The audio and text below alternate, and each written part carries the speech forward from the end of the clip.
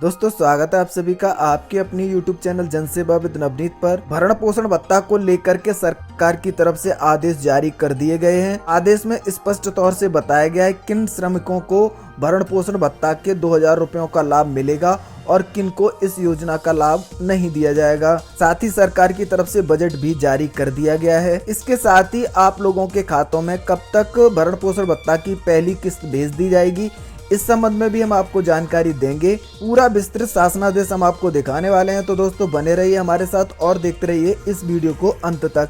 छोटा सा आग्रह हमेशा की तरह आपसे करना चाहेंगे, चैनल पर नए हैं तो चैनल को सब्सक्राइब कर लीजिए। जानकारी अगर आपको अच्छी लगे तो वीडियो को लाइक और शेयर कर दीजिए। तो दोस्तों देख लीजिए, शासनादेश आपके सामने है। अपर मुख्य सचिव सुरेश चंद्र के द्वारा ये शासनादेश जारी किया गया है, जिसमें उत्तर प्रदेश के असंगठित क्षेत्र के सभी कर्मकारों को कोविड-19 की महामारी की तीसरी लहर की संभावना के मद्देनजर भरण पोषण भत्ता दिए जाने का आदेश उत्तर प्रदेश के अपर मुख्य सचिव के द्वारा जारी किया गया है। इसके लिए लगातार सरकार की तरफ से असंगठित क्षेत्र के लोगों के ई श्रम कार्ड भी बनवाए जा रहे हैं। क्या हकीकत में सभी ई श्रम कार्ड धारकों को सरकार की तरफ से भरण पोषण भत्ता दिया जाएगा या नहीं दिया जाएगा, पूरी जानकारी इस शासनादेश में दी गई है। इसके साथ ही आप लोग देख सकते हैं यहाँ पर इसका बजट भी आवंटन कर दिया गया है। इस योजना के लिए सरकार की तरफ से कुल 4000 करोड़ का बजट रखा गया है, जिसमें पहली किस्त के रूप में 2000 करोड़ रुपए शासन स्तर से जारी भी कर दिए गए हैं। अब ये धनराशि किन श्रमिकों को दी जाएगी, इस संबंध में भी यहाँ पर जानकारी दी गई है। आप लोग देख सकते हैं, दिनांक यहाँ दी गई है 25 दिसंबर 2021 से पहले जिन लोगों ने अपना पंजीकरण करा लिया है उन लोगों को इस योजना से जोड़ा जाएगा। इस योजना का लाभ उन लोगों को दिया जाएगा जिनकी यहाँ पर संख्या भी दी हुई है। लगभग 3 करोड़ लोग ऐसे हैं जिनको इस योजना का लाभ मिल सकेगा। यानी सरकार लगभग 3 करोड़ असंगठित क्षेत्र के श्रमिकों को भरण पोषण भत्ता देगी। अब आपको बता देते हैं किन किन श्रमिकों को इस योजना का लाभ दिया जाएगा। यानी आपको अगर आपने ई श्रम कार्ड बनवाया है तो इस योजना का लाभ मिलेगा या नहीं मिलेगा, इस संबंध में नीचे विस्तृत जानकारी दी गई है। देखिए पहले पॉइंट में यहाँ पर स्पष्ट किया गया है, विभाग यह सुनिश्चित करेंगे लाभार्थी किसी अन्य योजना से आच्छादित न हो।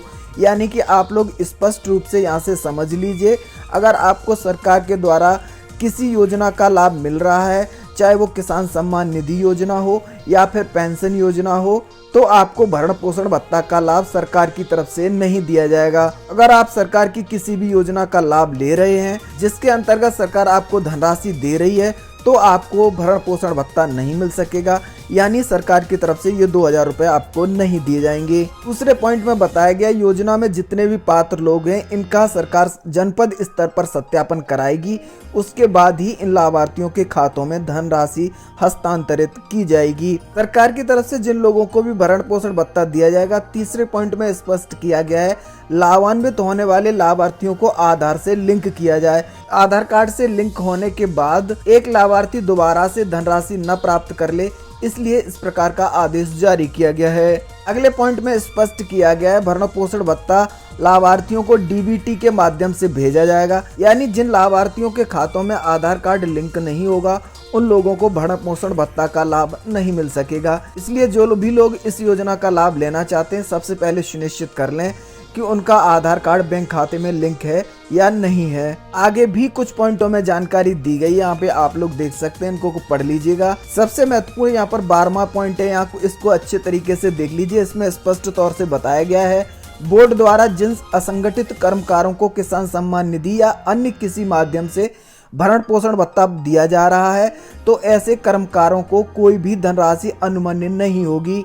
यानी जो भी भाई बहन किसान सम्मान निधि योजना के अंतर्गत सरकार की तरफ से जो 2-2000 रुपए की 3 किस्तें प्रत्येक साल आप लोगों के खातों में सरकार के द्वारा भेजी जाती हैं, अगर आप इन किस्तों का लाभ ले रहे हैं, पीएम किसान सम्मान निधि योजना से जुड़े हुए हैं, तो आपको किसी भी सूरत में भरण पोषण भत्ता नहीं दिया जाएगा। यहाँ पर 12वें पॉइंट में ये सारी चीजें स्पष्ट कर दी गई हैं। या फिर सरकार की तरफ से आपको चाहे विधवा पेंशन हो, वृद्धावस्था पेंशन हो या फिर विकलांग पेंशन हो दी जा रही है, तब भी इसका लाभ आपको नहीं मिलेगा। इसके साथ ही जो लोग सरकारी कर्मचारी हैं या फिर संविदा पर सरकार के साथ जुड़कर नौकरी कर रहे हैं, उन लोगों को भी इस योजना का लाभ नहीं दिया जाएगा। यानी अगर किसी भी योजना के तहत आप सरकार से जुड़े हुए तो आपको भरण पोषण भत्ता का लाभ नहीं मिलेगा। साथ ही आपको ये भी स्पष्ट कर दें, जिन लोगों ने श्रम कार्ड बनवाए हैं उनका डाटा 25 दिसंबर से पहले का लिया जाएगा। जिन लोगों के 25 दिसंबर से पहले श्रम कार्ड बन गए होंगे उन लोगों को सरकार इस योजना के अंतर्गत रखेगी और उन्हीं को भरण पोषण भत्ता का लाभ मिल सकेगा। अगर आपका ई श्रम कार्ड 25 दिसंबर के बाद बना है तब आपको इस योजना में नहीं रखा जाएगा। अब आप लोगों को बता देते हैं इस योजना की पहली किस्त यानी 1000 रुपए कब तक आप सभी लोगों के खातों में सरकार के द्वारा भेज दी जाएगी। तो आपको बता दें, इस संबंध में सरकार के द्वारा अभी कोई तारीख तय नहीं की गई है, फिर भी संभावना बन रही है सरकार जनवरी के अंत में यानी 20 जनवरी के बाद कभी भी इन श्रमिकों के खातों में इस योजना की पहली किस्त 1000 रुपए भेज सकती है। यानी आपको लगभग 15 दिन का और इंतजार करना पड़ेगा, उसके बाद ही आप लोगों के खातों में 1000 रुपए की धनराशि सरकार के द्वारा ट्रांसफर करा दी जाएगी। यहाँ पर विस्तृत शासनादेश जारी कर दिया गया है अपर मुख्य सचिव के द्वारा। उम्मीद है अब आप लोगों को समझ में आ गया होगा किन लोगों को जिन्होंने ई श्रम कार्ड बनवाए हैं इस योजना का लाभ मिलेगा और उनको 2000 रुपए मिलेंगे। साथ ही साथ किन लोगों को इस योजना का लाभ नहीं दिया जाएगा। फिर भी आप अगर कुछ पूछना चाहते हो तो वीडियो के कमेंट बॉक्स में जाकर